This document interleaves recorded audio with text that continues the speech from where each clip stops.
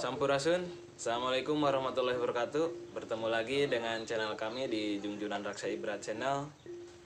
Insya Allah hari ini kita akan pergi ziarah lagi ke daerah Banten, yaitu ke Gunung Karang. Doanya dari sahabat ingin semuanya, semoga kami di perjalanan disehat, diselamatkan sampai nanti pulang kembali. Semoga doa kita dijawab oleh Allah Subhanahu wa Ta'ala. Tentang sejarah ataupun kisah di Gunung Karang ini, insya Allah nanti akan diterangkan oleh guru kita. Lanjut. Oke, insya Allah akan diterangkan oleh guru kita. Alhamdulillah sahabat Insun, ketemu lagi dengan saya dengan tim. Alhamdulillah pada kesempatan yang bagus dan cerah ini kita akan mendapat jelas Gunung Karang yang tadi udah sama yang dijelasin. Saya sepintas akan menerangkan Gunung Karang itu memang banyak beberapa cerita atau beberapa versi, tapi yang saya ketahui ya sepintas versinya yaitu pada konon itu adalah tempat tampaknya, khususnya itu awal mulanya dari Sunan Gunung Jati yang dia memerintahkan anaknya yaitu Syekh Maulana Hasanuddin untuk menyiarkan Islam, untuk menyebarkan Islam di sana, khusus daerah Banten. Dan konon di situ dulunya ada pertapa sakti yang nggak ada tandingnya, itu dia itu beragama Hindu.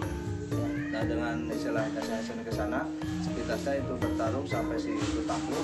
Makanya pernah di sana itu, dan itu juga dibantu saya melaksanakan oleh ayah andanya yaitu saya Sarif Hidayatullah yang dari Cirebon langsung dikontak dengan dikenal dengan ilmu kedahsyatannya kan sekali kontak, kalau kita malah video call mungkinnya, kalau itu kan langsung hadir, dipanggil ayah anda hadir, langsung hadir dibantu. Karena memang si pertapa sakti itu sakti juga, soalnya dia udah bertapa hampir kurang lebih ada yang menceritakan itu sampai 50 tahun bertapanya di situ si pertapa itu, yang konon dari India juga, itu dari India. Makanya di sana itu sangat tersebar sekali untuk istilahnya kita lebih Islam introspeksi diri, untuk lebih kita membersihkan diri lah dengan masuknya air 7 sumur itu ya, 7 sumur itunya kekuatan dahsyat air kahuripan 7 sumurnya atau 7 rasa ada juga di situ ya. Makanya di sana kita akan mandi. Soalnya di sana nggak ada pemakan, cuma berjelasan aja. Dia yang itu hilang, yaitu yang itu hilang. Dan di sana juga khususnya untuk kita kalau bermunajat di sana lebih insya Allah lebih condong dikabul, lebih urusan dunia ya. Sebab di sana banyak juga cerita secara mistik atau spiritualnya, banyak benda-benda atau mustika atau harta juga peninggalan istilahnya para jin yang di sana. Nah kalau istilah kita visual kita mah istilahnya lahirnya aja, usaha kita bermunajat ke sana oleh Allah lebih dilancarkan, lebih istilahnya dipermudah oleh Allah, dan kita selalu diberkahi dan diselamatkan dalam segala hal. Makanya kita segitu aja sahabat sebenarnya, dan kita akan di sana lagi lah, kita penerusan langsung ke TKP. Oke, siap sahabat Insun, ikuti penerusan dari sini. Oh ya Kang, nanti di sana juga ada Syekh Maulana Mansur, boleh di sedikit penjelasannya? Oh iya, tadi maaf nggak kebahas lupa ya. Jadi emang itu saya Maulana Mansur kan diterima dari sama saya adalah anaknya saya Maulana Hasanuddin. Jadi emang beliau juga di situ berperan penting juga di Gunung Karang itu. Karena itu ceritanya waktu di beliau ke tanah suci Arab, maka jangan kesaktian juga, jangan berdakwah waliullah kan dikasih lebih sebuah karomah lah ya gitu oleh Allah. Makanya dia itu bermunajat di tanah suci itu ingin tempat untuk dia bermukim untuk menyiarkan agama Islam. Makanya dia bermunajat kepada Allah, dan dari hasil munajat itu beliau sambil istilahnya nurus bumi. Soalnya dikasih karomah Allah itu dia bisa nurus bumi. Makanya dia muncul di daerah mana, yang penting daerah Indonesia udah dulu gitu. Makanya beliau muncul itu di istilahnya batu burani di Gunung Karang itu yang pertama. Nah, langsung muncullah di Gunung Karang. Gitu. Munculnya itu dia langsung di tengah-tengah gunung. Itu makanya di situ istilahnya setiap karomah itu pasti kalau dipastikan oleh Allah itu ada air kehidupan. Makanya itu airnya sangat dasar juga untuk penyembuhan. Makanya beliau di situ. Makanya dia berkata siapa yang istilahnya mandi atau mensucikan di sini, insya Allah segala hajatnya akan terkabul, dan istilahnya untuk penyakit lahir dan batinnya ya insya Allah lebih dikurangi. Ya istilahnya ada keberkahan dari Allah Rabbul Alamin istilahnya. Makanya dia juga untuk menyempatkan di mana lagi untuk supaya bisa berhijrah. Makanya dia terus bumi lagi, makanya muncul di batu Quran, makanya ada batu Quran sambil membawa istilahnya dia Quran itu, makanya dia tulis di batu itu, makanya batu itu asal konon sepintas ceritanya itu dari Al-Quran, dari istilah mujizatnya lah atau karamahnya yang membuktikan karamahnya kemahan Allah itu sampai di mana itu tadi situ, makanya dia muncul lagi ya dia Cikadun itu Cikadun gitu. Makanya dia menyebarkannya ya khususnya daerah sana lah Banten khususnya dia keliling Banten soalnya sekian tahun ini sekian muncul di sekian muda begitulah cerita sepintas. Ya, oke, ngerti? Terima kasih. Ya. Siap. Oke, alhamdulillah. Sekarang kita udah sampai di pos pertama di tempat kunci di Kampung Cengkel. Insya Allah perjalanan menuju Gunung Karang besok pagi kita akan menuju ke puncak. Oke, sekarang saya sudah di tempat Juru Kunci Gunung Karang. Insya Allah di sini kita akan menggali sejarah atau kisah tentang Gunung Karang dan karomah-karomah di sana. Assalamualaikum. Waalaikumsalam warahmatullahi wabarakatuh. Kok bisa dengan siapa dulu Pak? Iya, saya dengan Haji Batu Zaman tinggal di Kampung Cengkel, Kelurahan Jelajah, Pandeglang, Banten. Boleh tahu Pak tentang sejarah atau kisah Gunung Karang? Saya pertama mohon maaf, pastinya banyak salahnya ya dibandingkan benarnya karena kisah Gunung Karang itu tidak pernah dibukukan. Artinya sejarah itu hanya dari mulut ke mulut saja, bisa kurang dan bisa lebih gitu, dari yang disampaikan oleh saya. Di antaranya adalah saya ini bukan kuncen Gunung Karang, hanya sekedar orang yang mau berangkat ke Sumur Tujuh itu transit di sini gitu. Kebanyakan begitu, baik itu dari Jakarta, dari Bandung, dari Lampung, terutama yang paling banyak ke Sumur Tujuh.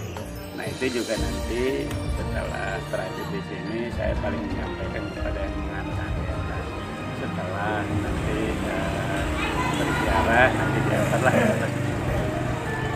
Mungkin hanya sekedar saja gitu ya menyampaikan sejarahnya tepat jelas daripada Syekh Mansur Cikadul gitu ya. Syekh Mansur Cikadul yang cerita bahwa Syekh Mansur itu pulang ke Indonesia melalui jalan bawah tanah. Di antaranya adalah Bumi gitu ya, Pak? di atas bawah tanah di dalam bumi gitu ya. Oke, di antaranya adalah yang beliau terapi itu di Sukabumi ada Gunung Bom. Gunung Bom itu yang biasanya beliau transit itu adalah keluar air di Gunung Bom karena mungkin disalahgunakan oleh masyarakat setempat sehingga airnya sekarang tidak ada. Makanya sekarang orang banyak terus itu ketika beliau juga dari Gunung Bom itu melalui bawah tanah ini keluar air.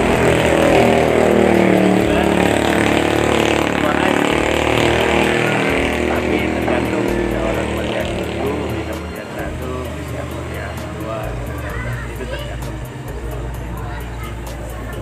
Setelah itu karena mungkin menurut beliau itu masih tinggi gitu ya, makanya beliau turun lagi di Sumur Domas. Sumur Domas itu daerah Gaoge, kecamatan kalau nggak salah Cimanuk apa kali aja, Cimanuk apa nggak salah. Tapi di situ masih tinggi datarannya sehingga beliau turun di Batu Quran. Dan itu juga keluar air ya, sekarang dibangun megah di sana ya, bisa silaturahmi ke sana untuk apa namanya mencari keberkahan tempat jelas beliau. Nah dari situ juga turun lagi menurut cerita jadi keluar di Cikadul dan di sana juga keluar air ya Pak. Dan menurut cerita bahwa beliau itu terakhir kita bahwa di sana apa dipukul di sana apa tidak gitu ya, dia coba komen, tapi orang sangat berbicara ke sana. Jika saya pernah dengar bahwa beliau itu dipukul di sana, ada juga yang dipukul di tempat lain gitu ya. Nah di sana katanya ada salib pada saat beliau itu mempunyai apa namanya aroma. Kalau kita ketemu dengan macan, maka kita bilang aja bahwa insya Allah macan itu apa namanya kembali ke alamnya, insya Allah, dan tidak akan mengganggu pada kita kalau kita melaksanakan anak yang mati. Karena pada saat sejarahnya kan itu sampai macan tunduk itu kepada beliau itu ada soal apa namanya seekor macan pada saat dia nyebrang sekali benda apa namanya itu hewan apa kima ya, yang kima yang kawan air ya, yang biasa cari makannya begini aja ya, yang terbuka. Jadi kalau dia ada yang masuk langsung menutup. Karena macan itulah kakinya yang ditutup oleh kima itu. Setelah itu macan itu minta tolong dia boleh saya tolong tapi jangan sampai kasihan. Diterima oleh macan sehingga sampai sekarang lah sejarahnya pada antaranya seperti itu. Tapi itu benar atau tidaknya gitu ya, pas atau tidaknya cerita saya itu juga saya tidak tahu ya, hanya sekali ya, begitu aja. Mohon maaf kalau misalkan ada orang yang melihat cerita saya ini bukan begitu misalkan, mohon diluruskan saja gitu. Mungkin ada yang lebih tahu ya karena di sana juga saya meminta di kuburan, karena biasanya kan kalau mau naik ke kubur itu kita jarang namanya simpul itu ada syarat sama sekarang itu juga dia tidak tahu seperti itu. Oke, alhamdulillah kita udah di hari kedua. Insya Allah pagi ini kita akan mulai berangkat bagi Gunung Karang.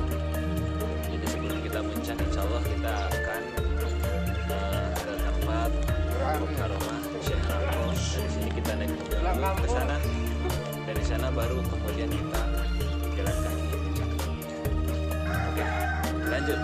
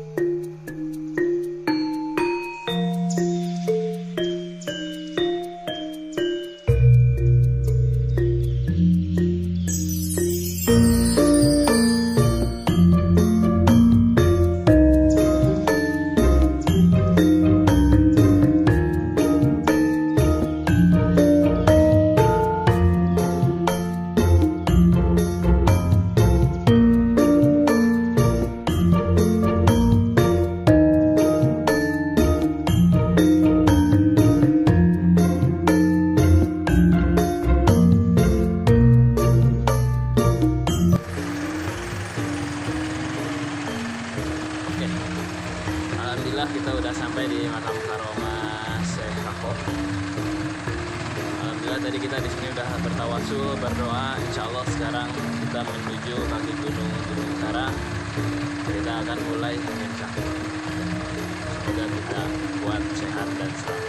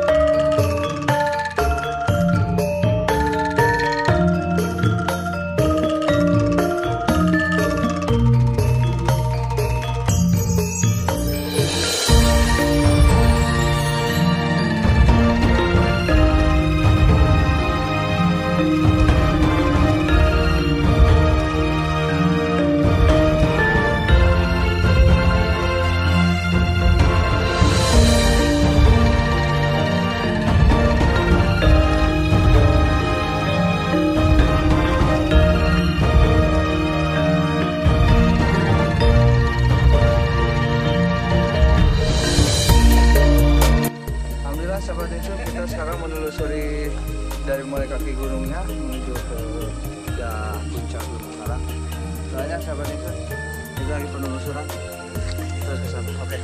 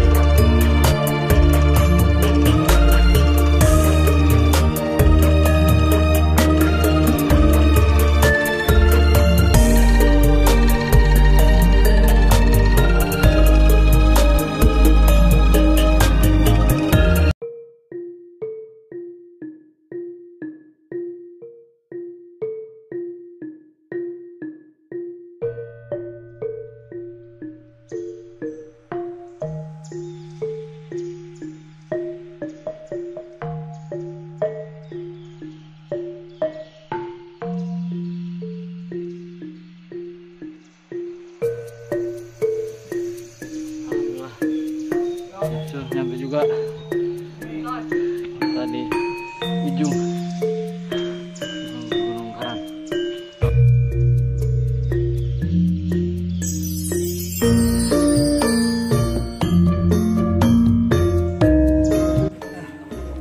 Oke, alhamdulillah perjalanan sangat melelahkan dan sebagian tips di bawah. Alhamdulillah sampai jauh itu Jan. Oke, jangan lupa subscribe, jangan komen.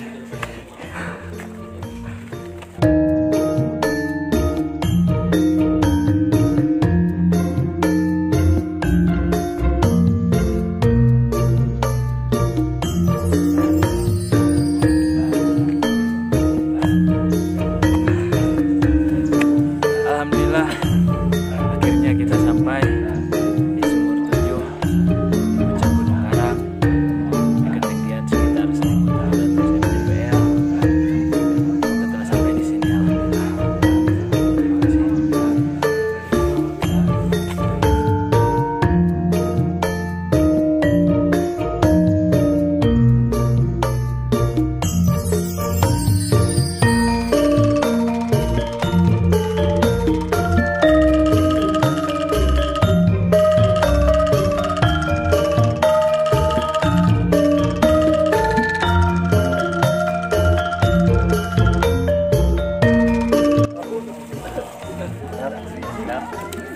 Ini air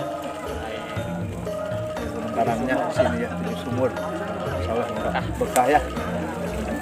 Saya Ustaz sehat. Sehat. Oke. Jasmani rohani ya, dan yang muda yang tua tetap akur. Oke.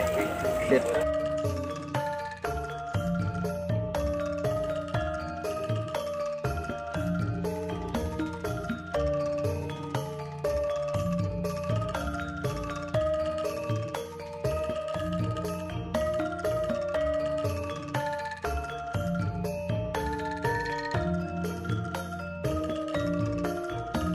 Oke, alhamdulillah kita telah selesai melaksanakan sesi bersih di air sumur 7 ini. Alhamdulillah telah beres. Sekarang kita perjalanan menuju pulang, semoga sehat selamat sampai pulang. Amin. Amin. Siap. Salam sampai niatan sawinan sabut ketan. Bidang sini kamera biasa Allah Akbar. Merdeka. Merdeka. Oke.